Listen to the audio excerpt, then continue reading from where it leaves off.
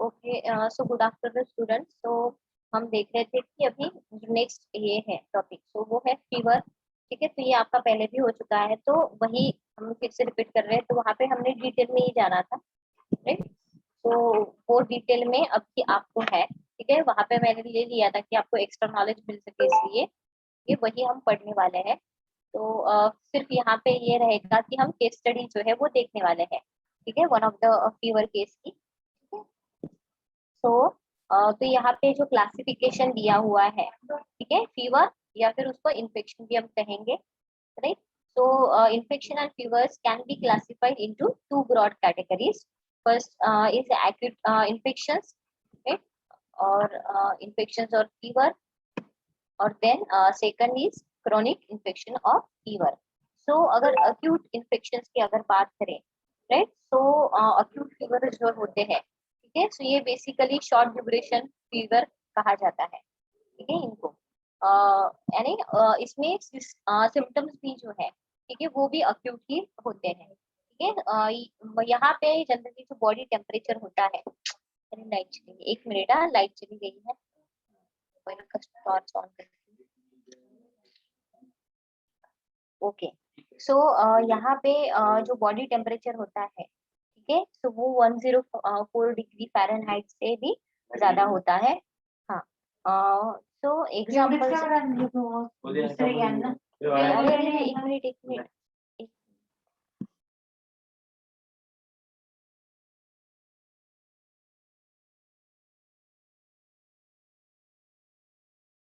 हाँ, सो तो यहाँ पे जो है अक्यूट इन्फेक्शन जो है, राइट। तो अक्यूट इन्फेक्शन जो है वो शॉर्ट ड्यूरेशन फीवर का उसको हम कह सकते हैं।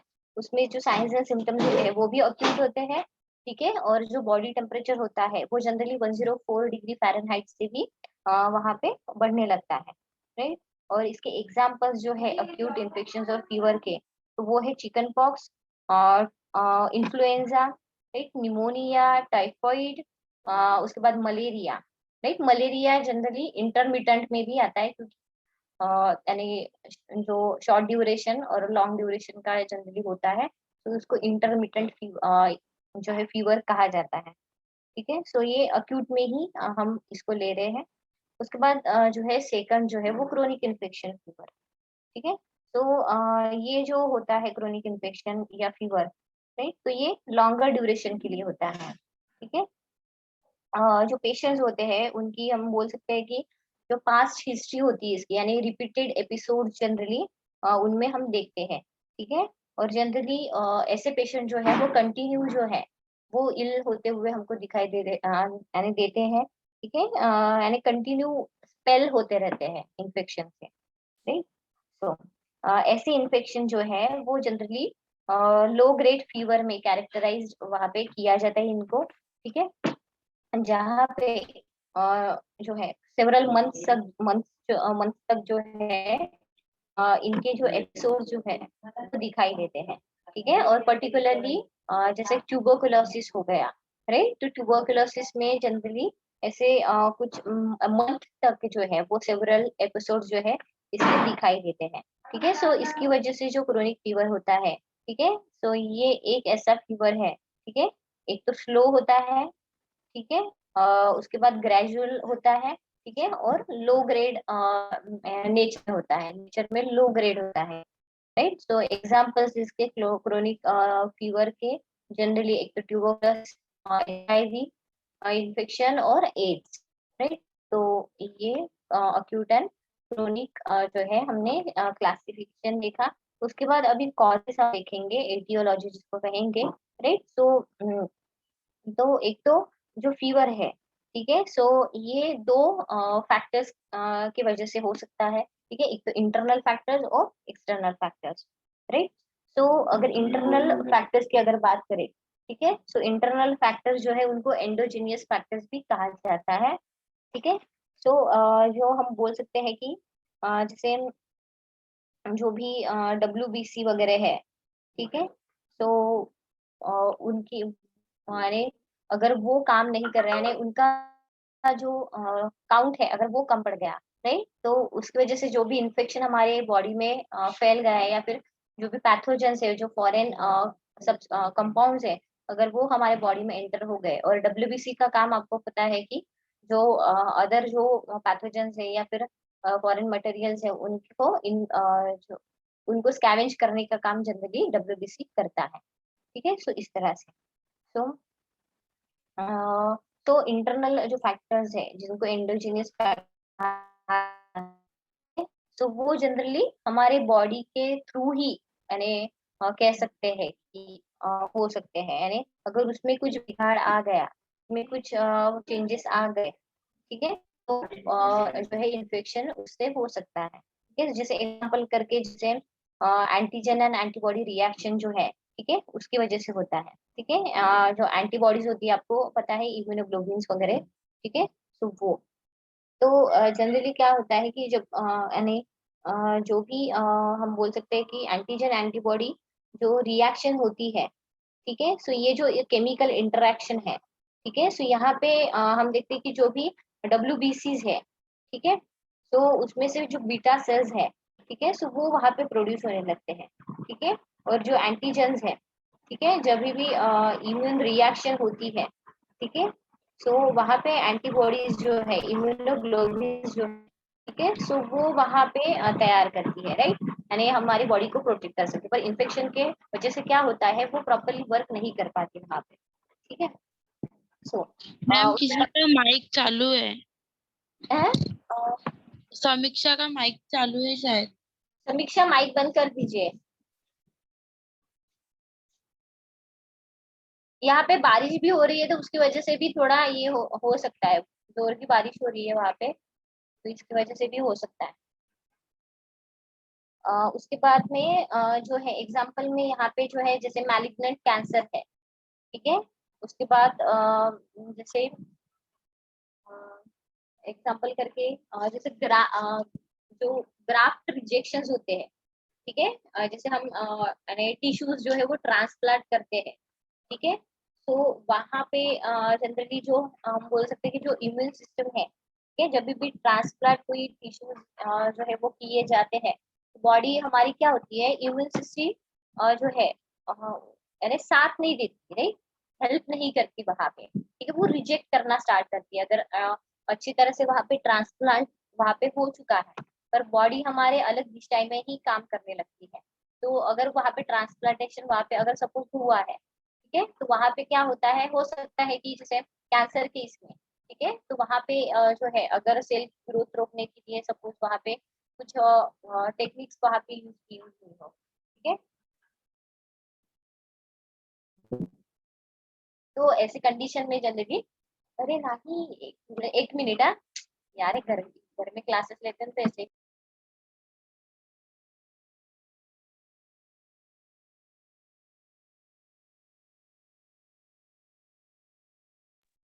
तो इंटरनल फैक्टर्स जो है वो कौन कौन से हैं, जो हमारे बॉडी में ही जो है हमारे कारणीभूत होते हैं, हमारे बॉडी के ही जो कुछ फैक्टर्स है वो।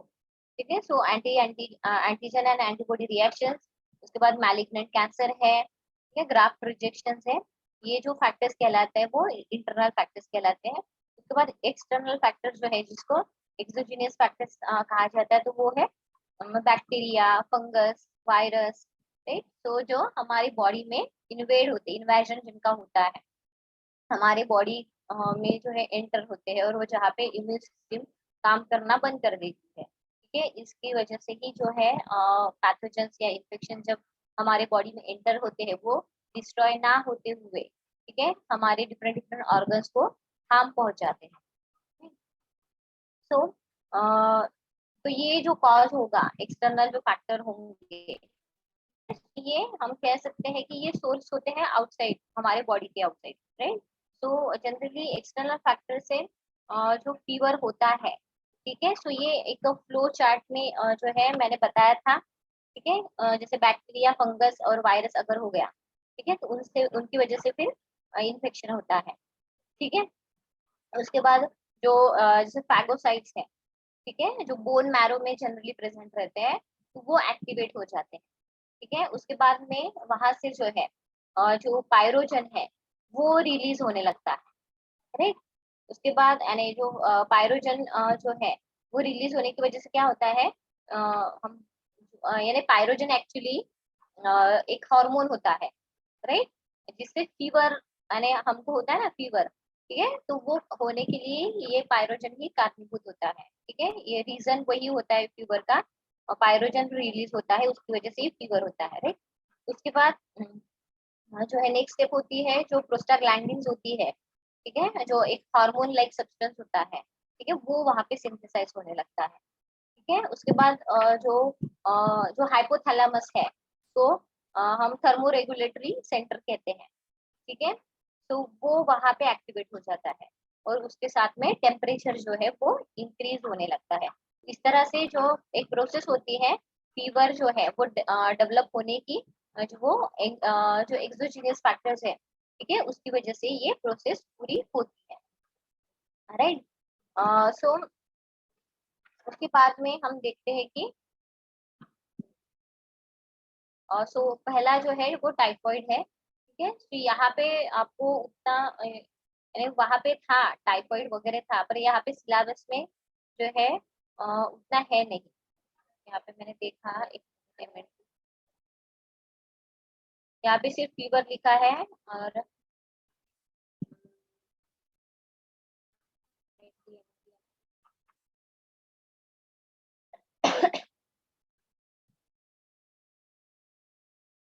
शायद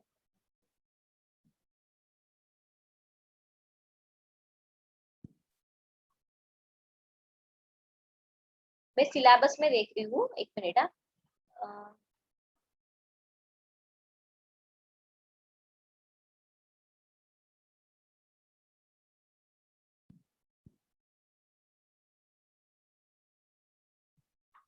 ओके, हाँ, फीवर इन्फेक्शन है, ठीक है, तो हम यहाँ पे भी पूरे ही फीवर के टाइप्स जो है टाइफाइड ट्यूबरकुलोसिस वगैरह ये सभी देखेंगे, ठीक है, और मैनुअल में आपके कौन सा फीवर है, ठीक है, तो वो आप मुझे बताइएगा तो वही केस हम लेंगे, ठीक है, यानी फीवर का कोई भी फीवर रहो, ठीक है, जो डाइट प्लान है वो सेम ही रहता है, हाई एनर्जी जो कंटेंट्स है वो रहते हैं उसमें, ठीक है, हाई एनर्जी फूड जो है वो वहाँ पे डाले जाते हैं, ओके। सो हाँ, तो टाइफाइड की बात हम करते हैं, सो टाइफाइड जो फीवर है, ठीक है, सो इसको एंटरिक फीवर भी कहा जाता है, ठीक है, सो जो इन्फेक्शन होता है या फिर बैक्टीरिया जनरली जो भी इंटेस्टाइन में यानी मिलता है, ठीक है, तो उसके साथ में जो हम बोल सकते हैं कि जो भी इपिथेलियम लेयर है इंटेस्टाइनल वॉल की, ठीक है, तो जनरली ऐसे बैक्टीरिया जो है ऐसी वॉल पे जो है वो मल्टीप्लाई होते हुए दिखाई देते हैं, ठीक है, तो ये जो टाइफाइड है इसमें क्या होता है, जो भी बैक्टीरिया होगा सैल्मोनेला टाइफी, ठीक है, तो वो क्या करेंगे, जो लाइनिंग होगी, ठीक है, इंटेस्टिनल लाइनिंग, ठीक है, इपिथेलियम, ठीक है, तो इपिथेलियम जो लेयर होंगी, ठीक है, तो वहां पे फिर मल्टीप्लाई होना स्टार्ट हो जाएंगे, ठीक है, और फिर मल्टीप्लाई होने के बाद, ठीक है, वो ब्लड में एंटर होते हैं, ठीक है, और उसके साथ में फिर पूरे बॉडी में जो है अलग अलग पार्ट्स में जो है वो एंटर होते हैं, ठीक है, और फिर हमारे बॉडी का टेम्परेचर जो है वो धीरे धीरे वहां पे इंक्रीज होता है, right. So typhoid is a fever caused by salmonella typhi bacteria. Fever is rare in developed countries. It is still a serious health threat in the developing world, especially for children. Contaminated food and water or close contact with an infected person cause typhoid fever. Signs and symptoms usually include high fever, headache, stomach pain, constipation, or diarrhea. Most people who have typhoid fever feel better a few days after that. They start antibiotic treatment, but a small number of them may die of complications. Vaccines against typhoid fever are only partially effective. Vaccines usually are reserved for those who may be exposed to the disease or who are traveling to areas where typhoid fever is common. Right, so जो typhoid fever है उसको enteric fever कहा गया है, ठीक है, Salmonella typhi जो है उसकी वजह से ये होता है, ठीक है, जो बैक्टीरिया कहलाता है, ठीक है, तो ये जो इन्फेक्शन है जनरली जो फीकल ओरल रूट है, ठीक है, उसकी वजह से ही जो है स्प्रेड होता है, राइट। तो जो सोर्स है इन्फेक्शन का, ठीक है, तो वो क्या क्या हो सकता है। एक तो ड्रिंकिंग वाटर हो सकता है, मिल्क हो सकता है, ठीक है, कंटामिनेटेड फूड हो सकता है, राइट। जैसे या फिर कंटेमिनेटेड जैसे इंटेस्टिनल कंटेंट्स हो सकते हैं, ठीक है। जो फ्लाइज है उसके ऊपर बैठ के फिर फूड के ऊपर बैठते हैं, राइट। तो इस तरह से चाहे वो फिसिस हो या फिर यूरिन हो, ठीक है। और फिर जो है ये जो भी फ्लाइज होती है, ठीक है, वो जो ये बैक्टीरियाज है वो कैरी करती है, ठीक है, जो कंटेमिनेटेड फूड है या फिर जो वेस्ट प्रोडक्ट है उसके ऊपर जो फ्लाइज वो बैठती है, और उस खुद के साथ में जो है वो बैक्टीरिया लेके, ठीक है, वो फीकल और ओरल रूट से जब हम फूड खाते हैं कोई भी बाहर का, तब वो वहां पे उससे कंटेमिनेटेड होके जो है हम भी यानी जो भी इंफेक्शन है हमारे बॉडी में एंटर होता है, जो भी बैक्टीरिया है हमारे बॉडी में एंटर होता है। It may, so it may affect all age groups, but it is commonly observed in only children. ठीक है, तो हर प्रकार के ग्रुप में जो है वो जनरली पाया जाता है, पर सबसे ज्यादा जो रेट होता है वो बच्चों में होता है इसका, ठीक है। तो यानी कॉमनली हम ऑब्जर्व कर सकते हैं बच्चों में, राइट। तो उसके बाद में हम देखते हैं कि इसकी वजह से जो है इसके सिम्टम्स क्या क्या है। तो हाई फीवर, ठीक है, हेडेक, स्टमक पेन, ठीक है, कॉन्स्टिपेशन और डायरिया, ठीक है, वीकनेस आती है इसकी वजह से, ठीक है। सीवियर केस रही टाइफाइड की, तो वहाँ पे वेट लॉस भी दिखाई देता है, सीवियर वेट लॉस दिखाई देता है वहाँ पे, ठीक है। उसके बाद जो है इस जो टाइफाइड है, ठीक है, इस फीवर में जनरली कुछ जो हम बोल सकते हैं मैनिफेस्टेशंस या फिर साइंस एंड सिम्टम्स जो पर्टिकुलरली जो है दिखाई देती है ना ऑब्जर्वेशन मेथड से जो देखी गई है, ठीक है। तो वो जनरली एक तो जो है लीन बॉडी मास जो है, ठीक है, उसका मैसिव लॉस जो है वो होते हुए दिखाई देता है।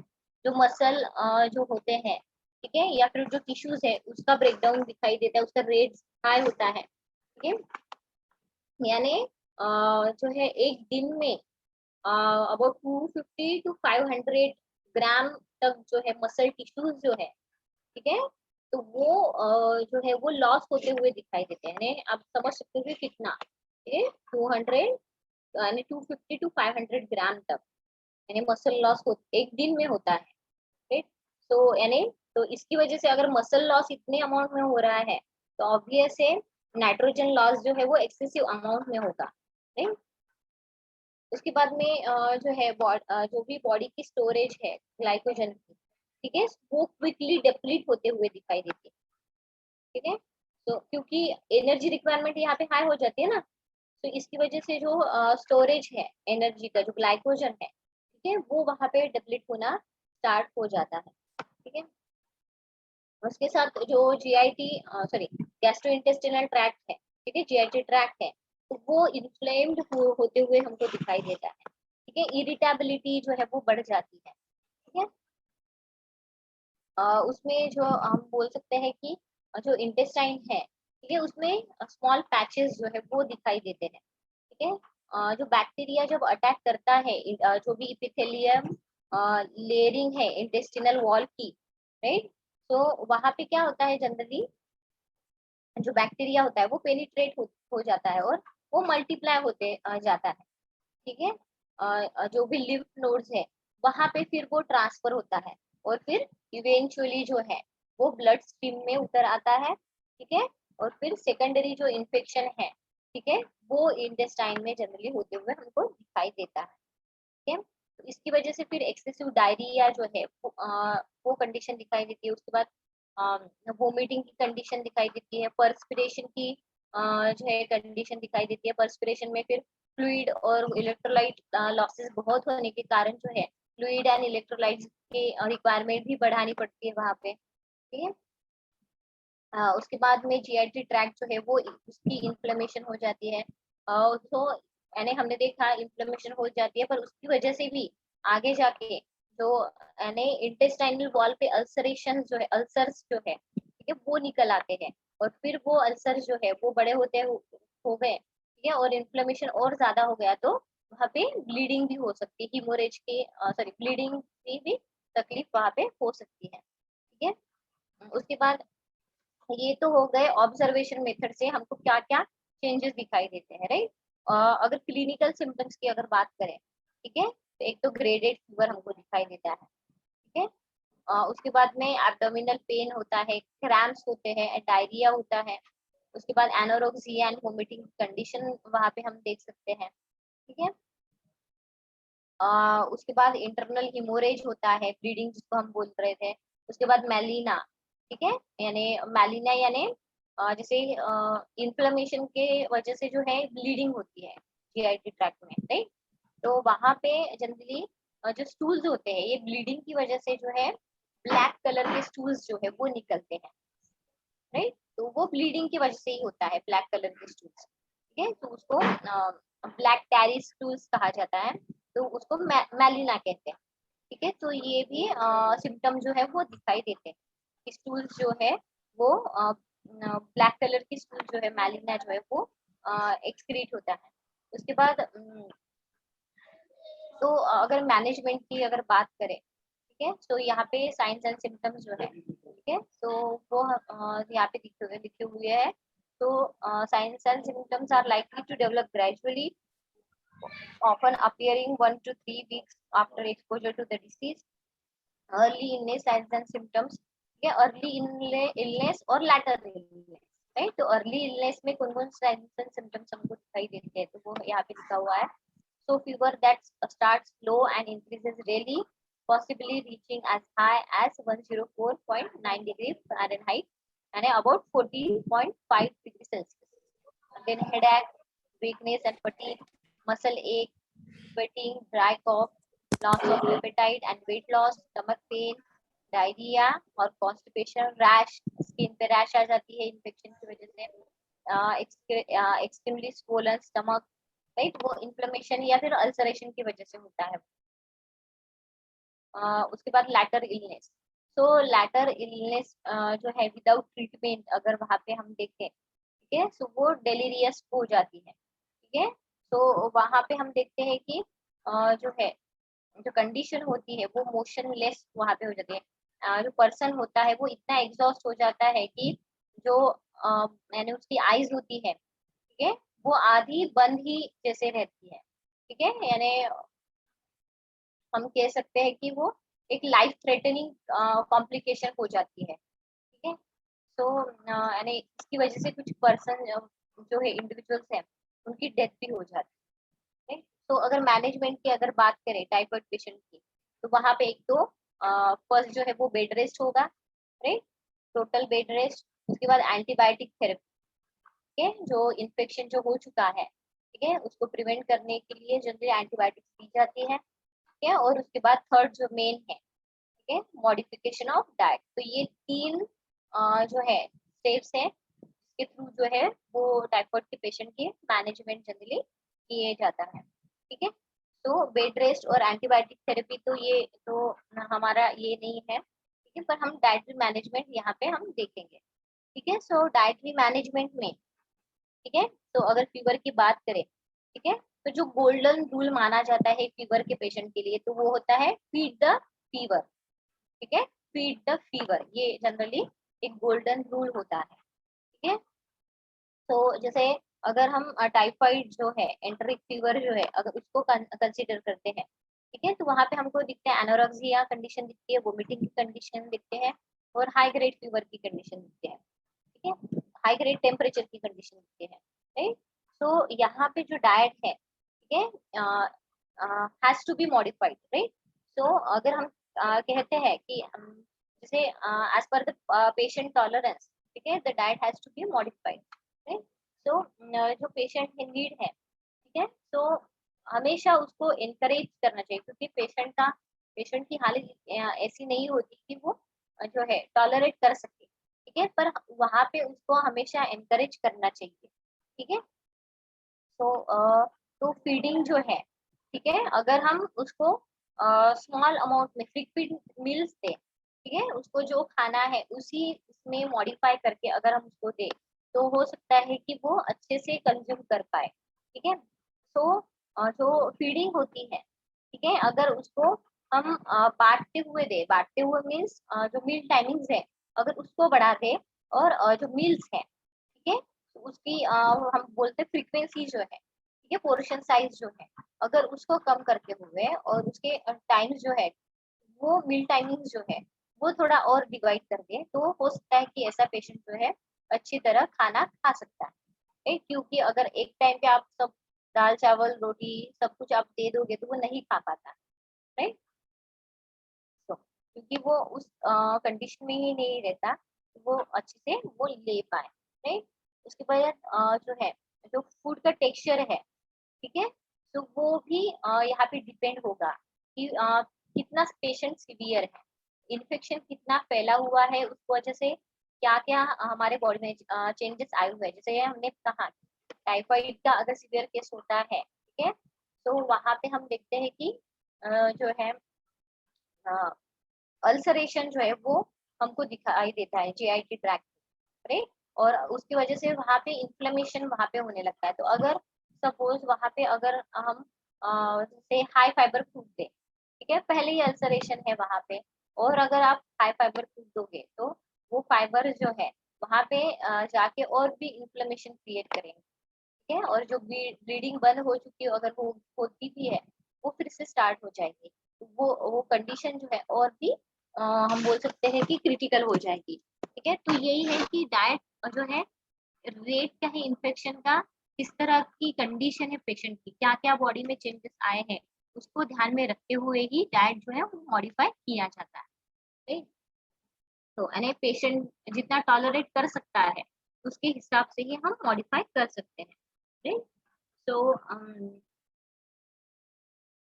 और हाँ, जैसे मैंने बताया कि जैसे हमको जो फूड है, ठीक है, वो फ्रिक्वेंटली यानी जैसे टाइम लिमिट जो है वो थोड़ा डिस्ट्रीब्यूट करके जो है वो हमको देना है, ताकि पेशेंट जो है वो टॉलरेंस लेवल भी जो है वो भी मैनेज हो। ठीक है, पेशेंट एक तो उतना टॉलरेट नहीं कर पाता, ठीक है, टॉलरेंस लेवल जो है, ठीक है, वो कम होता है। सो वहाँ पे इसकी वजह से ही हम देखते हैं कि अगर स्मॉल स्मॉल अमाउंट में दे, ठीक है, तो वो यानी टॉलरेंस जो है वो इम्प्रूव हो सकता है पेशेंट का।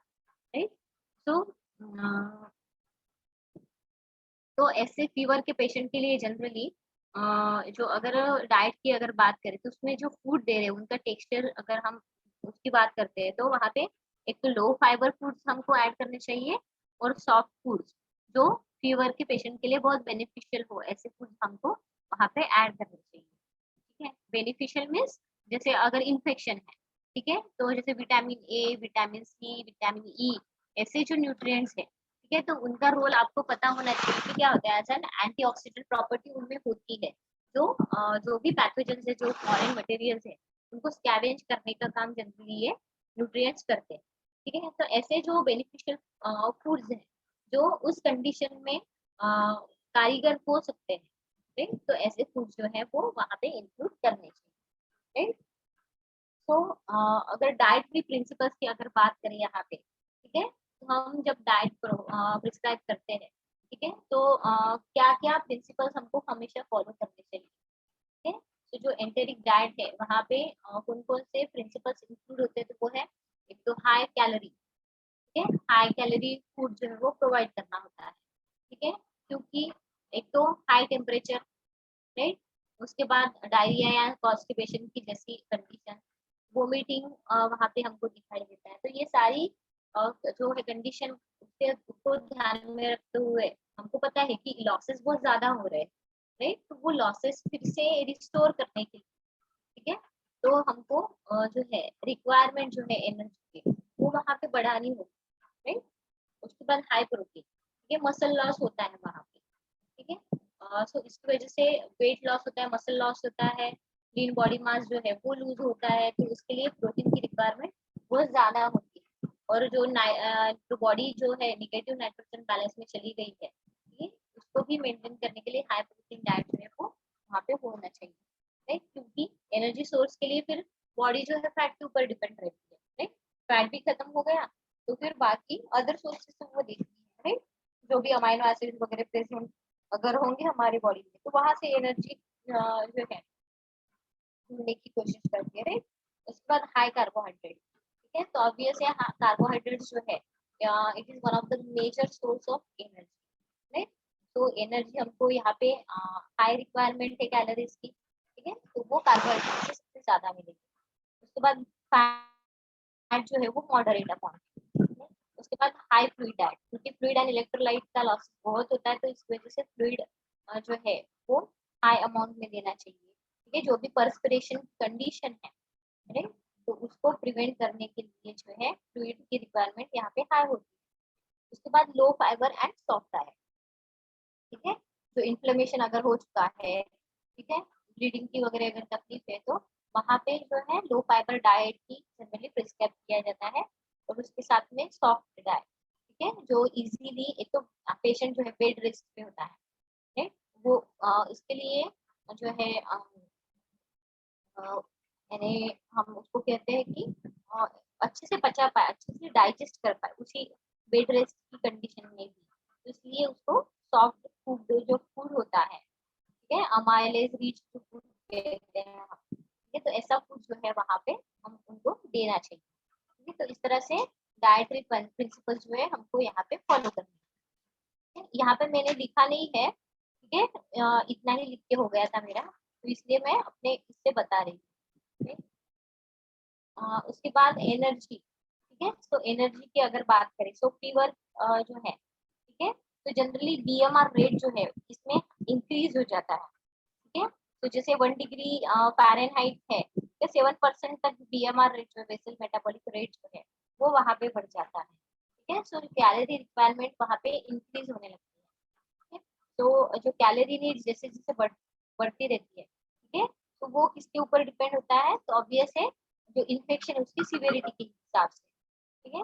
जैसे जैसे टेम्परेचर में टेम्परेचर जैसे जैसे बढ़ते जाता है, ठीक है, तो वो जो कैलोरी की नीड्स है वो भी वहाँ पे बढ़ती जाएंगी, ठीक है।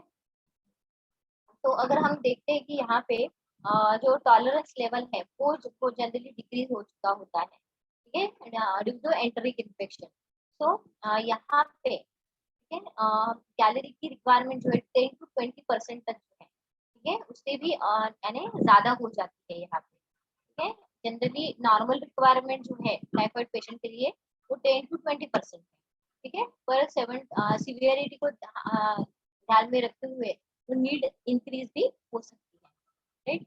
तो जो एक्चुअल इनटेक है ये पेशेंट का, ठीक है, वो तो सिर्फ लास्टली जो हम कहते हैं, भले ही हम 10-20% हम अपने हिसाब से लगा दें, ठीक है, पर लास्टली जो पेशेंट की टॉलरेंस लेवल है, ठीक है, उसके ऊपर ही जो है वो पेशेंट की कैलोरी रिक्वायरमेंट जो है या फिर जो अदर रिक्वायरमेंट है वो डिपेंड करेगी कि वो पेशेंट कितना टॉलरेट कर पा रहा है, राइट। हम भले ही दे रहे हैं कि नहीं सब्जी रोटी चावल दाल चावल ये उसको खाना चाहिए, ठीक है, पर उसकी पेशेंट के ऊपर डिपेंड है कि कितना टॉलरेट कर सकता है वो।